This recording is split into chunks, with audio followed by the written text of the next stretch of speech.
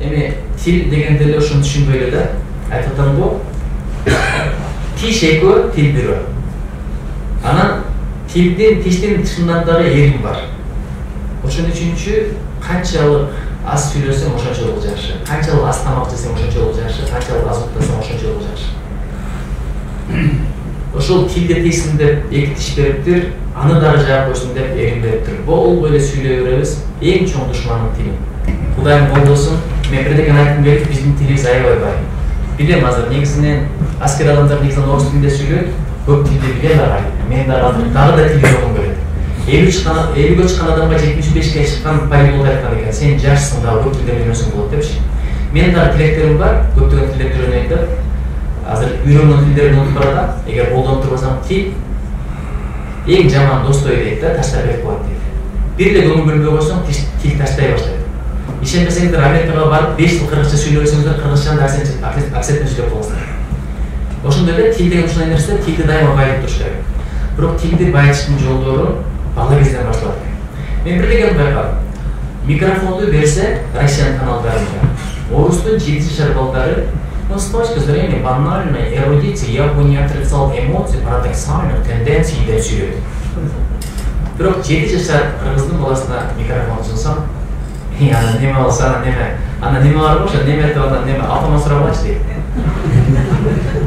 Не себептен дегенде мен байкадым, түрктөрдүн балдары дайыма жакшы сүйлөйт, өзбектин балдары дайыма жакшы сүйлөйт. Эң тилге чорпок бизбиз, бирок эң тили бай бизбиз. Эмнеге? Анткени балдар менен көп сүйлөшпөйт экен. Сүйлөшсөк дагы колун сындырып коюп, мойнумду жылып коюп, деген өлтүрөп. Бала менен канчалык көп сүйлөшсө, ошончолук жакшы. Бала сиңире берет экен. Сөз баштаган эл баштайт деген сөз бекер эмес. Бул илимде далилдениптир. 3 жашка чейин бала 30 миллион сөз укса, ошо баланын келечеги жакшы болот дейт, өнүмүсү жакшы болот дейт, жолду, бешенелүү, ооматтуу дөөлөт болот дейт. 15 миллион сөз укса, аларда көпчүлүгү негатив болсо, бул эксперимент болгон, илимде далилденген. Андай балдар жакшы албайт дейт. 3 жашка чейин сиңген нерсе өмүр бою пайдасы тиет экен. Ошон үчүн бизде бир нерсе бар да, балага дейт, чоң кишидей мамиле кыл, бирок чоң кишидей жооп күтпө дейт. Биз балага андай бала болсо да, ишим оюп атам, андай дебеш керек. А орустар карасаңыз, Ванька так нельзя, кадайбы деп түшүндүрөт депчи. Баласы дагы серьезно тургунан өзүнүн аргументтерин айтат. Голливуд фильмдерин карасаңыз, баягы баласы тагынып калса, кире албай арбасы бери басып кылдатып, can I talk to you? Please. Тиги болсо now десе анан барып кайра келип, эми андай чалка барбайды го, бирок биздин балдарды мындай көбүрөөк жомук айтып берсек дагы артыгы баарлашып, дем соолук кандай. Кечээ бир эксперимент болуп көрдүм. Кандай дебесиздерби? Жөн эле сурадым. Суроо берип койсоң эле балдардын тили ой жүгүртүүсү кеңейип кете берет экен. Кызым, эмнеге биз мусорду таштабашыбыз керек көчөгө деп. Десем бирөө айтты, муну өтүп баратса крайний сокас болгон балат деп. Бул 6 жашар кыздын айткан сөзү. Экинчиси айтат, анда дейт мындай чөйрө булган кетет, анан бирде көзүкпөй калат, тиги бул. Үчүнчүсү болсо баары кичинекей да, эконун сборник кылдырып чыгып неметип койду. Кроссовка булганып калат, анан булганып калып болчу менен. Бирок ойлонуш дагы тиркедей, дагы өзүм да билбей атам. Балага суроо берип кой, убактың болбосо. Укпасаң да мыйын деп отура берсең, кадимби дөшө деген болот. Изденет экен. Ушул нерсени кайралайлы. Анткени тил ошон менен өткөн. Бул бир. Экинчиден, чоң атам билген сөздүн 50% атам билбейт, атам билгендин 50% мен билбей ошентип баратабыз. Эсептен дегенде контакт жок. Азыр болсо телевизор көрөбүз, сотка көрөбүз. Чында айылга барсак, балдар кадимкидей орусча, кичинекей балдар так сүйлөп калат. Мен бала кезде ойлонотурмун, чоң кишилерден орусча билет депчи. Ысык көлгө биринчи жолу келгенде кичинекей кыз балдар орусча сүйлөгөнгө таң калгам, ушундай эле болду депчи. Биздин айылда бирөө айткан экен, орустун кичинекей баласы орусча сүйлөгөн депчи. Ошентип ойлойт элем, бирок азыр көзсө караганда YouTube каналын көп көрөт экен, Машаны көп көрөт экен. Өткөндө Азиретти муфтий Максат Ажиге сурап атат, "Эмне наш деген ким?" Билем мен балдарым наш деди, ал ким өзү депчи. Ошон үчүн бизге караганда балдарды сотка жаш тарбиялап. Апамдан тарбиялайын деп жаныбар сапасы Кемаль же Гүжүнпөмен эле. Атамдан тарбиялайын сапасы же кепси жеп атат, же ерси көрүп атат. Анан бар десем бар китеп оку дейт.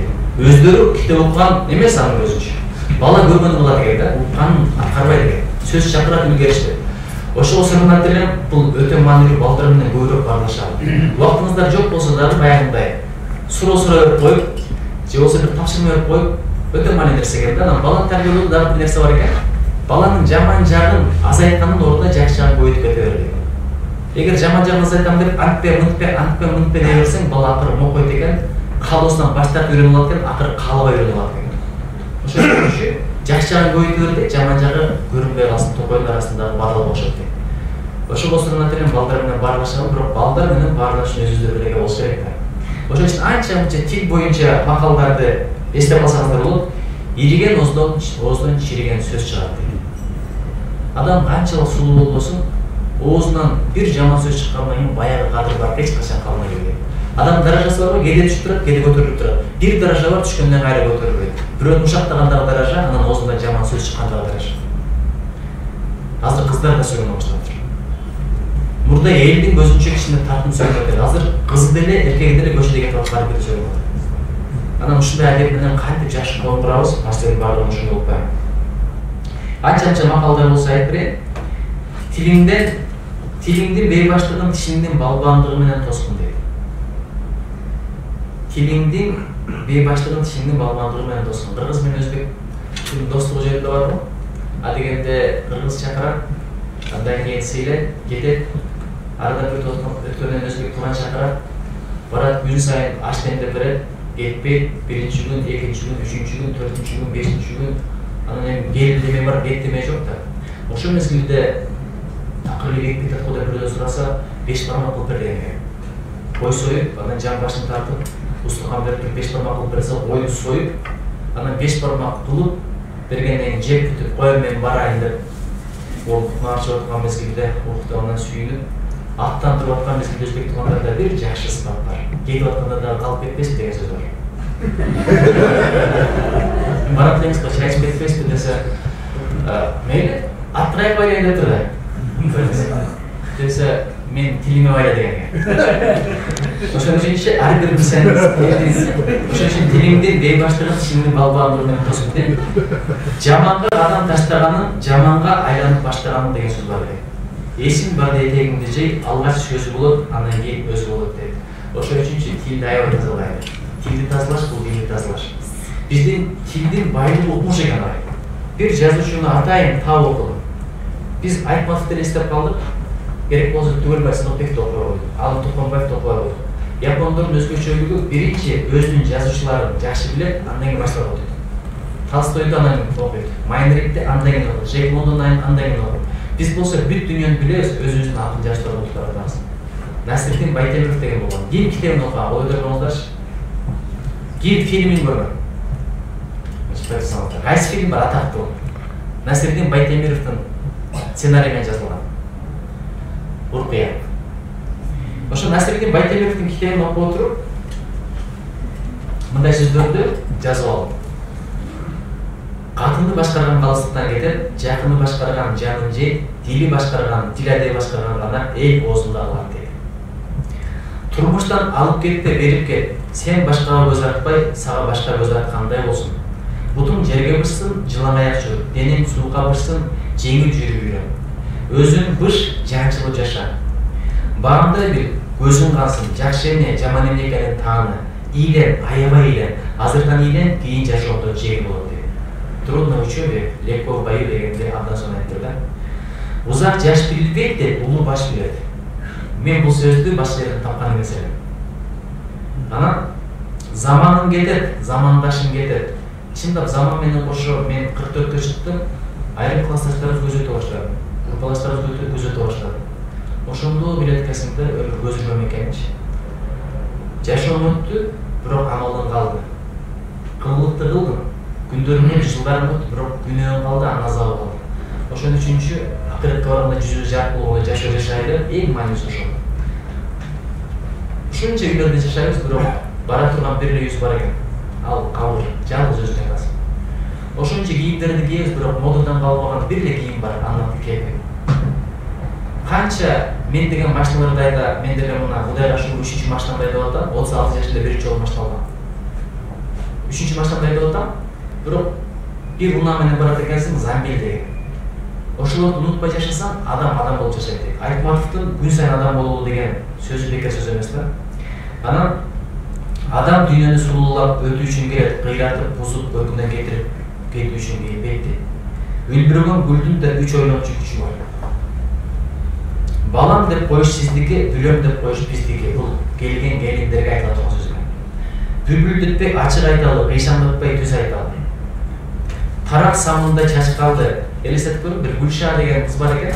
Ошону бир баатырга алып берели деп баратса, көргөндөрдүн баары чыктанат дейт да. Ушундай аялым болсо, өңүн кара, басканын кара, кийгенин кара, калганын кара, маралдай сымбаттуу экен. Ошону сынчы айтат экен, болду кетти. Бул жарабайт баатырга. Кандайча жарабайт, көрө албастык болуп атасың десе, ишенбесеңер деп туруп эптеп мамиле түзүп, самыны менен тарагын урдатып экен. Самыны менен тарагында чачтар бар экен, көрдүңбү дейт. Самыны менен тарагында чачы бар аял дейт. Үйдүн ичинде жүдө, үйдүн сыртында өзүн көрсөтүп жүрөт дейт. Бул баатырга жар боло албайт. Аны жүдөтүп коюп, аны окутуп коет дейт. Ошондой сөздөрдү китептерден карап табасың. Анан мен силерге анча тапшырма айтайын.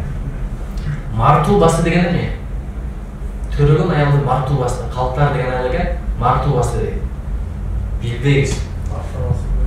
Бордолу жыланга тийбе, сөйкө салынган кызга тийбе деген сөздөр бар экен. Анан жыландар да бөлүнөт экен. Бордолу жылан деп бөлүнөт экен, жолдун жылан деп бөлүнөт экен. Журт жаңысы муздак дейт. Турмуш жаңысы супсак дейт. Ошон үчүн колдон келсе бир никемен жашаганга кетишет.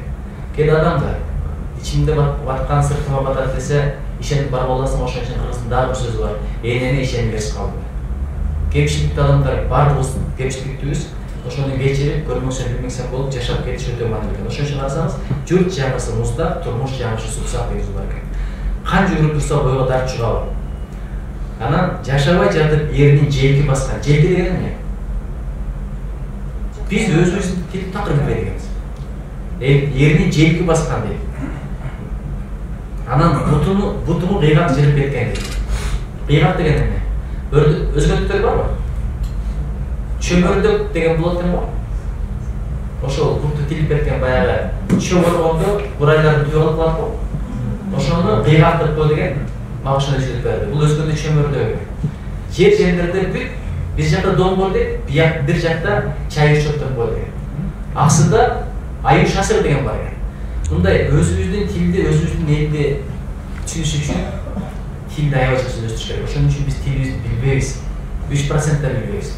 Аны да орусча аралаштырып жүрөбүз. Орусчаны аябай жакшы билет, бирок кыргыз тилин да аябай жакшы билет.